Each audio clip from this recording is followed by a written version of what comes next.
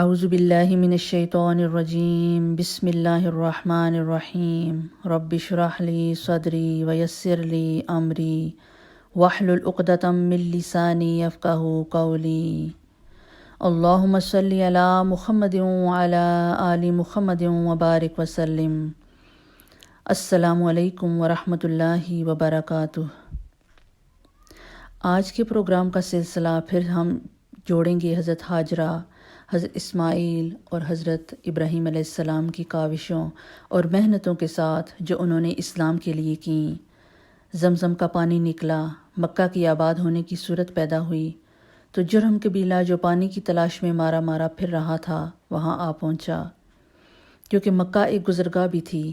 جب ان لوگوں نے دیکھا کہ یہاں پہ پرندے اڑ رہے ہیں اور پانی کا انہیں انکشاف ہوا تو انہوں نے حضرت ہاجرہ سے پوچھا کہ کیا ہم پانی لے سکتے ہیں؟ حضرت ہاجرہ نے اجازت دے دی۔ وہ لوگ وہاں پہ رہنا شروع ہو گئے۔ وہ لوگ بڑے تہذیب یافتہ اور اخلاق والے تھے۔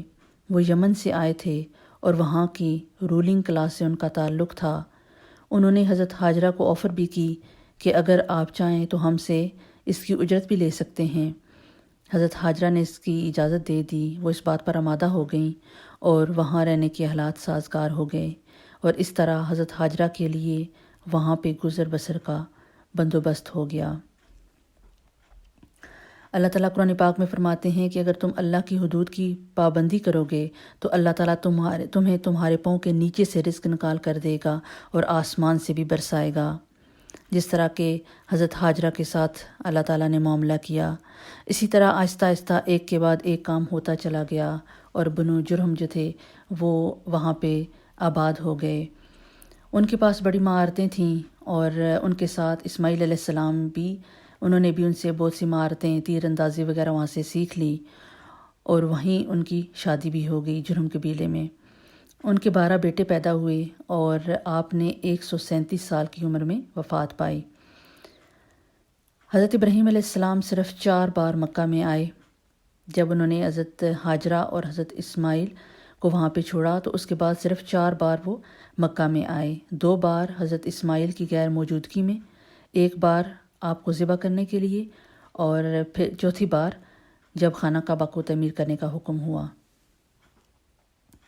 خانہ کعبہ کو سب سے پہلے فرشتوں نے تعمیر کیا، اس کے بعد آدم علیہ السلام نے کیا، اس کے بعد شیس علیہ السلام اور پھر نوح علیہ السلام نے۔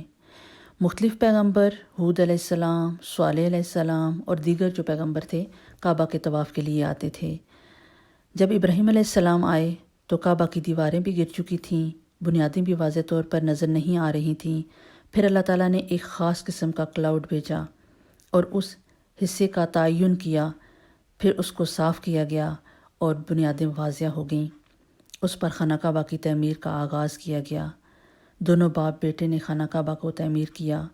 جبل ابی قبیس، یہ پہاڑ ہے جو زمین پر سب سے پہلے ابھرا، اور جبل ابی قبیس سے وہ پتھر کاٹ کر لاتے اور خانہ کعبہ تعمیر کرتے۔ حضرت ابراہیم علیہ السلام دور ایک پتھر پر جا کر کھڑے ہوتے اور دیکھتے کہ خانہ کعبہ کی دیوار سیدھی جا رہی ہے کہ نہیں، اور اس مقام پہ زیادہ دیر کھڑے ہونے کی وجہ سے وہ کافی دیر تک وہاں پہ کھڑے رہتے تھے، اور زیادہ دیر کھڑے رہنے کی وجہ سے وہاں پہ نشان پڑ گئے آپ کے پاؤں کے، اور اسی لیے اس جگہ کو مصلی بنانے کا حکم بھی دیا گیا، اور آج تک یہ وہاں پہ موجود ہے، جسے مقام ابراہیم کہا جاتا ہے۔ جب کعبہ بن گیا تو ابراہیم علیہ السلام کو حکم ہوا کہ اب لوگوں کو حج کے لیے بلائیں۔ ابراہیم علیہ السلام نے کہا، یا اللہ، میری آواز کہاں تک پہنچے گی؟ اللہ تعالیٰ نے فرمایا، آواز دینا تمہارا کام ہے، پہنچانا ہمارا کام ہے۔ حضرت ابراہیم علیہ السلام جبل ابی قبیس پر کھڑے ہو کر آپ نے آواز دی، اور ایک روایت میں آتا ہے کہ جبل عرفات پر آپ نے اذان دی، اور وہ دنیا کے گوشے گوشے میں پہنچی۔ جس انسان نے، جو زندہ تھے یا جو روحیں تھیں، اور جس نے لبیک کہا، وہ ضرور اس گھر تک پہنچے گا اور وہ ضرور خانہ کعبہ کا طواف کرے گا۔ جب خانہ کعبہ تعمیر ہوا تو وہاں ایک پتھر کی جگہ باقی رہ گئی جہاں پہ کوئی بھی مناسب پتھر نہیں مل رہا تھا۔ پھر اللہ تعالیٰ نے جنت سے پتھر بھیجا اور وہ وہاں پہ لگایا گیا۔ اسی طرح ابراہیم علیہ السلام اپنے مشن کو مکمل کر کے واپس آ گئے۔ واپس آنے سے پہلے انہوں نے اللہ تعالیٰ سے چند باتیں کیں جو کہ قرآن پاک کی آیات ہیں، اور ان آیات میں انہوں نے کیا مانگا اور کس طرح انہوں نے دعائیں کیں۔ سب سے پہلی دعا جو انہوں نے کی وہ یہ تھی کہ اللہ تعالیٰ امن عطا فرما۔ سب سے پہلے امن کی دعا مانگی، کیونکہ امن ہوگا، سکون ہوگا تو تبھی تبلیغ کا کام اور اللہ کے دین کو پھیلانے کا کام ہو سکے گا۔ دوسری دعا جو انہوں نے کی وہ رزق کی کہ کھانے کو ہوگا تو خدا یاد رہے گا، کیونکہ فقر انسان کو کفر تک پہنچا دیتا ہے۔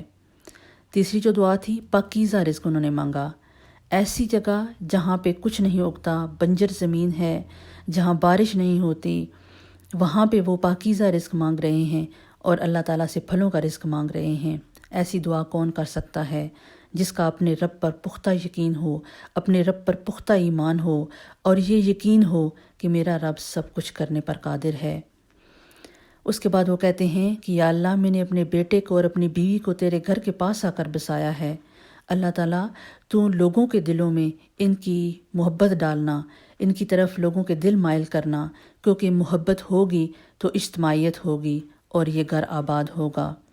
پھر فرمایا یا اللہ، تو سب جانتا ہے جو ہم چھپاتے ہیں، جو ہم ظاہر کرتے ہیں، اور جو میں نے مانگا وہ بھی تو جانتا ہے، اور جو میرے دل میں ہے، جو چھپا ہوا ہے، جس کو میں ظاہر نہیں کر سکتا، وہ بھی تو جانتا ہے۔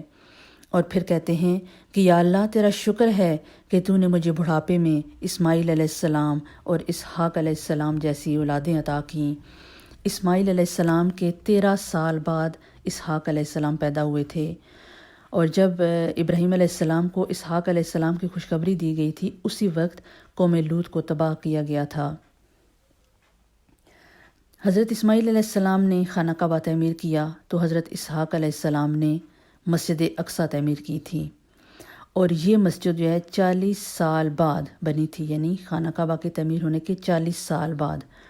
اور اس کے بعد ابراہیم علیہ السلام اپنے بچوں کے لیے دعا کر رہے ہیں، اور اب دیکھیں کہ کتنا خوبصورت طرز میں وہ کہہ رہے ہیں، آغاز میں بھی نماز ہے اور اختتام میں بھی نماز ہے، یعنی ایک دعا۔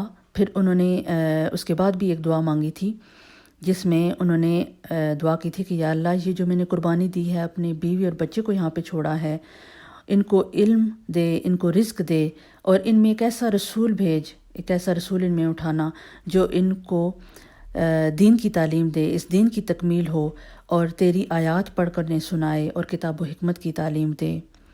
اور یہ دعا انہوں نے رسول اللہ صلی اللہ علیہ وسلم کے لیے کی تھی، جو 2000 سال کے بعد قبول ہوئی۔ اب جاننے کی یہ ضرورت ہے کہ جرم قبیلہ جس نے 2100 سال تک مکہ پر حکومت کی، لیکن آہستہ آہستہ ان میں اخلاقی زوال پیدا ہونا شروع ہو گیا، انہوں نے حاجیوں کے ساتھ بدسلوکی شروع کر دی، تو اللہ تعالیٰ نے یہ سعادت ان سے واپس لے لی۔ دوسری طرف بنو خزاع جو تھے، جو عربوں میں سے تھے، انہوں نے مکہ پر قبضہ کر لیا۔ کچھ لڑائی ہوئی اور بنو بکر کے ملاپ سے انہوں نے مکہ پر قبضہ کر لیا۔ تقریباً یہ 2 صدی عیسوی کے وسط کی بات ہے، عیسیٰ علیہ السلام کے تقریباً 150 سال بعد۔ اس وقت بنو خزاع یہاں پر قابض ہو گئے۔ بنو جرم جب یہاں پہ آئے تھے یمن سے، اور جب ان کی کا یہ کام ختم ہوا، ان کی حکومت ختم ہوئی، تو واپس وہ یمن میں ہی چلے گئے، اور جاتے ہوئے انہوں نے کیا کیا کہ حجر اسود کنویں میں ڈالا، زمزم کے کنویں میں، اور خانہ کعبہ میں چند ہرن رکھے ہوئے تھے، سونے کے ہرن تھے، وہ ڈالے اس کنویں میں، اور کنویں کو بند کر کے تو نشان ختم کر کے وہاں سے چلے گئے۔ اور یہ کنواں 100 سال، کئی 100 سال تک یہ بند رہا۔ اور اب دیکھیں کہ کیا کیفیت ہوگی جب یہ متبرک چیزیں وہاں پہ نہیں ہیں، وہاں سے غائب ہیں۔ تو اس کے بعد پھر 300 سال تک بنو خزاع انہوں نے مکہ پر حکومت کی۔ پھر عدنانی قبائل اطراف میں پھیل گئے، اور مکہ کے ارد گرد قریش کی چند شاخیں باقی رہ گئیں۔ قریش کا اس وقت تک مکہ کی قیادت میں کوئی ہاتھ نہ تھا، یہاں تک کہ ان کی اولاد میں ایک شخص پیدا ہوا جس کا نام قصی تھا۔ قصی جب پیدا ہوا تو وہ ابھی اپنی ماں کی گود میں ہی تھا کہ اس کے والد کا انتقال ہو گیا۔ اس کی ماں نے دوسری شادی کر لی شام کے ایک شخص سے، اور وہ قصی کو لے کے اپنے شوہر کے ساتھ شام چلی گئی۔ اور قصی جو ہے یہ عرب ہے اور قریش میں سے ہے، اور تربیت اس کی شام میں ہو رہی ہے، اور وہاں پہ اس کی لیڈرشپ کی جو کوالٹیز ہیں وہ ابھریں۔